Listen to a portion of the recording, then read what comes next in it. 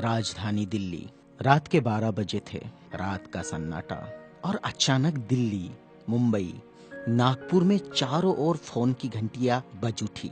राजभवन मौन था, संसद मौन थी, राष्ट्रपति भवन मौन था। हर कोई कश्मकश में था। शायद कोई बड़ा हादसा हुआ था। यह किसी बड़े हादसे या आपदा से कम नहीं था। कोई अचानक हमें छोड़कर चला गया था, जिसके जाने से करोड़ों लोग दुख भरे आंसुओं से विलाप कर रहे थे। देखते ही देखते मुंबई की सारी सड़कें भीड़ से भर गई। पैर रखने की भी जगह नहीं बची थी मुंबई की सड़कों पर, क्योंकि पार्थिव शरीर मुंबई लाया जाना था और अंतिम संस्कार भी मुंबई में ही होना था। नागपुर, कानपुर, दिल्ली, चेन्नई, मद्रास, बेंगलोर, पुणे, नासिक और पूरे देश से मुंबई आने वाली रेलगाड़ियों और बसों में बैठने को जगह नहीं थी। सब जल्द से जल्द मुंबई पहुंचना चाहते थे और देखते ही देखते अरब सागर वाली मुंबई जनसागर से भर गई। कौन था यह शख्स जिसके अंतिम दर्शन की लालसा में जन सैलाब रोते बिलखते मुंबई की ओर बढ़ रहा था? देश में यह पहला प्रसंग था जब बड़े बुजुर्ग छोटे छोटे बच्चों जैसे छाती पीट पीट कर रो रहे थे। महिलाएं आक्रोश कर रही थी और कह रही थी, मेरे पिता चले गए, अब कौन है हमारा यहाँ। चंदन की चिता पर जब उसे रखा गया तो लाखों दिल रुदन से जल रहे थे। अरब सागर अपनी लहरों के साथ किनारों पर थपकता और लौट जाता, फिर थपकता, फिर लौट जाता। शायद अंतिम दर्शन के लिए वह भी जोर लगा रहा था। चिता जली और करोड़ों लोगों की आंखें बरसने लगी। किसके लिए बरस रही थी ये आंखें? कौन था इन सब का पिता? किसकी जलती चिता को देखकर जल रहे थे करोड़ों दिलों के अग्निकुंड? कौन था यह जो छोड़ गया था इनके दिलों में आंधिया? कौन था वह जिसके नाम मात्र लेने से गरज उठी थी बिजलियां? मन से मस्तिष्क तक दौड़ जाता था ऊर्जा का प्रवाह। कौन था वह शख्स जिसने छीन लिए थे खाली कासे इनके हाथों से और थमा दी थी कलम लिखने के लिए एक नया इतिहास? आंखों में बसा दिए थे नए सपने, ओठों पर सजा दिए थे नए तराने, धमनियों से प्रवाहित किया था स्वाभिमान अभिमान को, दास्यता की जंजीरें तोड़ने के लिए दिया प्रज्ञा का शस्त्र। चिता जल रही थी अरब सागर के किनारे और देश के हर गांव के किनारे में जल रहा था एक स्मशान।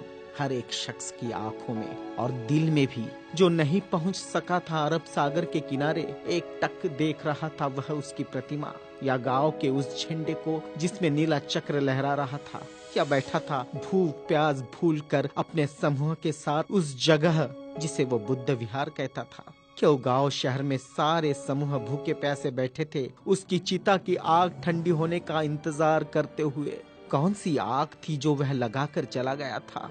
क्या विद्रोह की आग थी या थी वह संघर्ष की आग? भूखे नंगे बदनों को कपड़ों से ढकने की थी आग? असमानता की धज्जियां उड़ाकर समानता प्रस्थापित करने की आग? चवदार तालाब पर जलाई हुई आग अब बुझने का नाम नहीं ले रही थी। धू धू जलती मनुस्मृति धुएं के साथ खत्म हुई थी। क्या यह वह आग थी जो जलाकर चला गया था वह?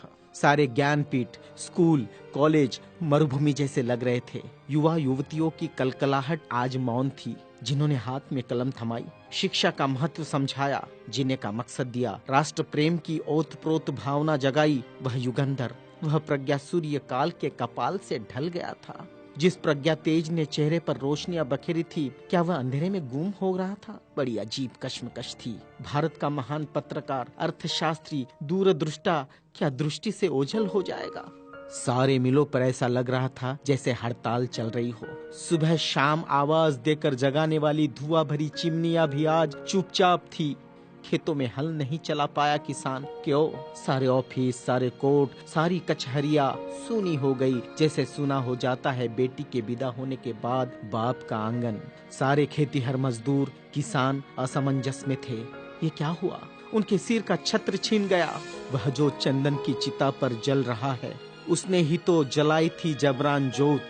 मजदूर आंदोलन का वही तो था आधुनिक भारत में मसीहा। सारी मिलों पर होती थी जो हड़तालें आंदोलन अपने अधिकारों के लिए, उसकी प्रेरणा भी तो वही था जिसने मजदूरों को अपना स्वतंत्र पक्ष दिया और संविधान में लिख दी वह सभी बातें जिन्होंने किसानों, खेतीहारों, मजदूरों के जीवन में खुशियां बखेरी थी। इधर नागपुर की दीक्षा भूमि पर मातम पसरा था। लोगों की चीखें सुनाई दे रही थी, बाबा चले गए, हमारे बाबा चले गए, आधुनिक भारत का वह सपुत्र है जिसने भारत में लोकतंत्र का बीजारोपण किया था, जिसने भारत के संविधान को रचकर भारत को लोकतांत्रिक गणराज्य बनाया था, हर नागरिक को समानता, स्वतंत्रता और न्याय का अधिकार दिया था, वोट देने का अधिकार देकर देश का मालिक बनाया था। क्या सचमुच वह शख्स नहीं रहा? कोई भी विश्वास करने को तैयार नहीं था। लोग कह रहे थे, अभी तो यहाँ बाबा की सफेद गाड़ी रुकी थी, बाबा गाड़ी से उतरे थे सफेद पोशाक में, देखो अभी तो बाबा ने पंचशील दिए थे। 22 प्रतिज्ञाओं की गूंज अभी आसमान में ही तो गूंज रही थी। वो गूंज शांत होने से पहले बाबा शांत नहीं हो सकते। भारत के इतिहास ने नई करवट ली थी। जनसैलाब मुंबई की सड़कों पर बह रहा था।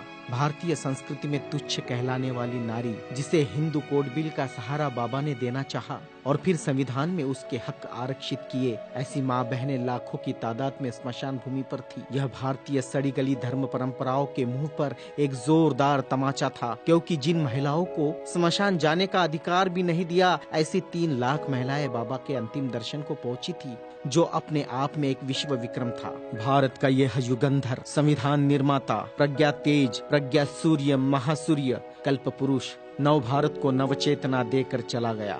एक ऊर्जा स्रोत देकर, समानता, स्वतंत्रता, न्याय, बंधुता का पाठ पढ़ाकर, उस प्रज्ञा सूर्य की प्रज्ञा किरणों से रोशन होगा हमारा देश, हमारा समाज और हम। और पूरे विश्वास के साथ हम आगे बढ़ेंगे हाथों में हाथ लिए, मानवता के रास्ते पर, जहाँ कभी सूर्यास्त नहीं होगा, जहाँ कभी सूर्यास्त नहीं होगा, जहाँ कभी सूर्यास्त नहीं होगा।